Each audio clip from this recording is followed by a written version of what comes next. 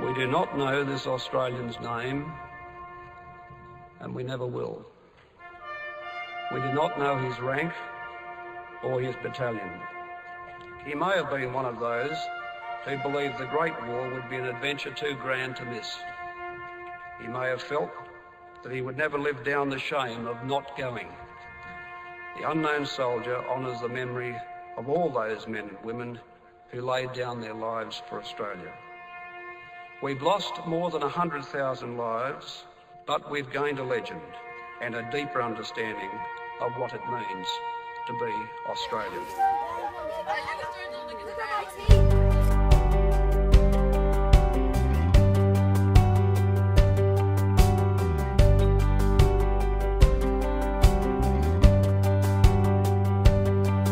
He's a drover drifting over western plains.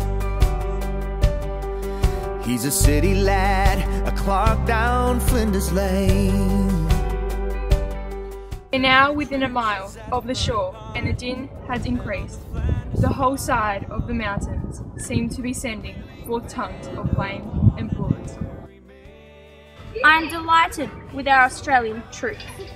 The way they take the gruel is splendid. Beneath the Southern Cross. Our troops made a successful advance, and according to the number of injured coming in, they paid dearly for it. What a pitiful sight they presented. He is one of us. I have established a little prayer meeting in my dugout on Pope's Hill. Sometimes we sing a well-known hymn, "Nearer, my God, to Thee," and the sound is wonderfully inspiring.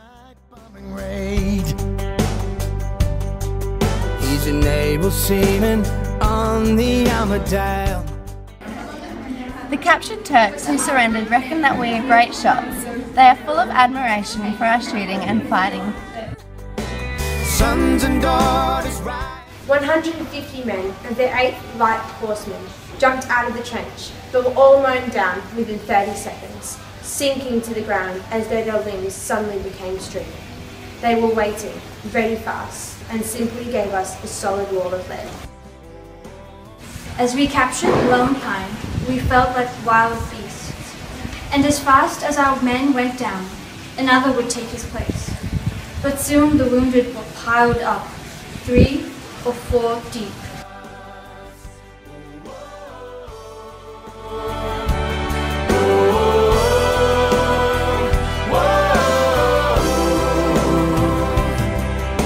The spirit of the Anzacs, Proud and strong. The spirit of the Anzac. The more one sees of it, the more one realises the rottenness and horror of the whole business. God knows I do want to do my bit, and am far from having cold feet, but any reasonable-minded man must wonder what the outcome will be. The Southern Cross. The ground was frozen. In our supports trenches we had no overhead cover, our clothes and blankets wet through. The snow was a beautiful sight, no doubt. We are past admiring scenery just now. We are on half rations, biscuits and cheese.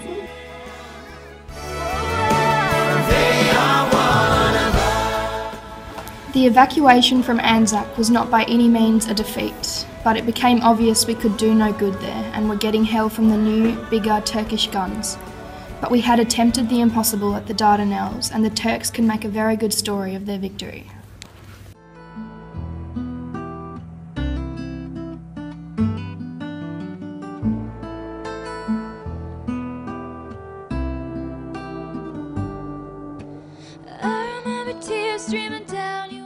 Anzac Day for me is quite special. We, as a family, always make sure that we commemorate it, and we normally go to a dawn service. And it's special in that, to me, it's probably more Australia's Day than Australia Day, because it's a day of celebrating the good characteristics about our Australian culture. I don't know any people that went to Anzac Cove, but it's pretty important because I'm Australian and I respect the efforts of the Anzacs during the war. Anzac Days are a day of remembering those who fought for us and helped make Australia the great place that it is today. Because it's because of the men and women who went to serve in World War I. My cousin sent me some stuff on the 18th of November last year. It was 100 years since my grandfather enlisted. On February 18th this year, it was 100 years since he left from Fremantle. He was left out from the Port of Fremantle. And all the dates that I've got of his records are all coming up all through the year. So yes, it's very significant. But I look upon this with some sadness because my career, on principle here, was originally I wanted to go into the military. So that was what I was very keen to do, and I was actually offered a scholarship to go to Duntroon, which is the Royal Military Academy, and I was keen on that. I would have liked, when I was young, to have gone to Vietnam. You know, was I impressionable at that time? I look back on it now and I think, gee, what have we learned? You know, the World War I was, the story at the end of World War I was, that was the war to end all wars. It will never happen again. Such tragedy of, you know, the people. And guess what? We're in a worse situation now than, you know, we've just had consistent wars.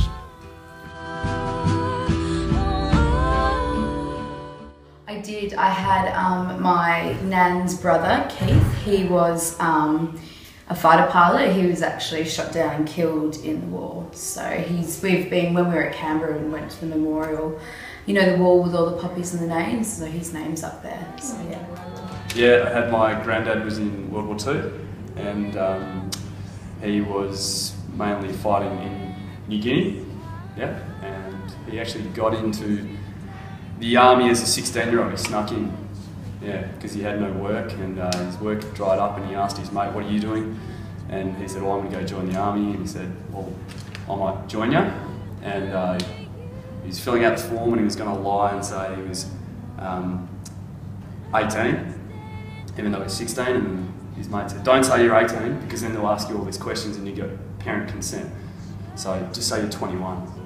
So he got in there as a 16-year-old pretending to be a 21-year-old. And then my dad's father was a commander in the tank regiment, and he was the gentleman who served alongside the Anzacs. And he unfortunately received a head wound while looking out for enemy forces, which, while he survived the war, did shorten his life, and he passed away when my father was about 11 years old.